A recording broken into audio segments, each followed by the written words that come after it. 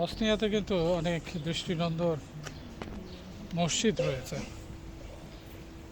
তার ভিতরে পেছনে আরেকটি মসজিদ দেখাচ্ছি। যদিও বা মসজিদ আছে, কিন্তু মসজিদে নামাজ নামাজের জন্য লোকজন বা কাউকে দেখতে পাওয়া যায় না। প্রচুর মসজিদ আছে এখানে। এবং এই মসজিদটা ভিতরে একটু প্রবেশ করি, আপনি দেখাচ্ছি প্রবেশ পথ। এখানে বোধহয় কবরস্থানও রয়েছে।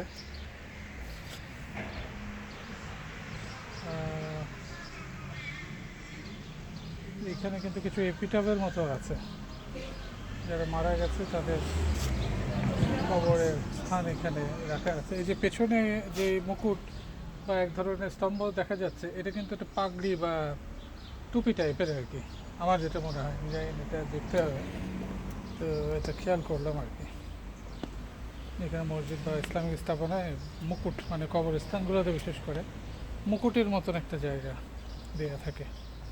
এটা মসজিদের প্রবেশ পথ। প্রত্যেকটা মসজিদের সামনে কাঠের কাজ করা আছে, এবং আমার মনে হয় এটা প্রবেশ করতে গেলে দরজায় চাপ দিয়ে ভিতরে ঢুকতে হবে। এটা অজুর জায়গা, এবং অজুর জায়গা কিন্তু কুশু অবস্থা। এখানে কিন্তু হ্যান্ড ওয়াশের ব্যবস্থা থেকে শুরু করে পানির ব্যবস্থা সব কিছুই আছে। ছোটো ছোটো মসজিদগুলো প্রায় প্রত্যেকটা মোড়ে মোড়ে এই মসজিদগুলো দেখতে পাওয়া যায়।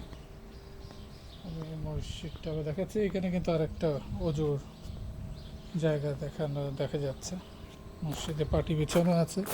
কারোর যদি নামাজ পড়ার জন্য কাপড়ের প্রয়োজন হয়, তো সে এটা হয়তো ব্যবহার করতে পারে। আমি মসজিদটার পেছনের দিকে যাওয়ার চেষ্টা করছি। কি চমৎকার!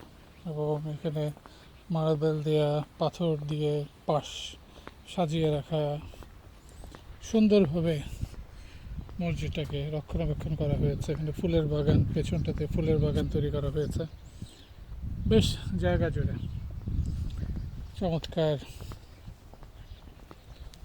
স্থাপত্য শৈলী ব্যবহার করা হয়েছে মসজিদটার জন্য।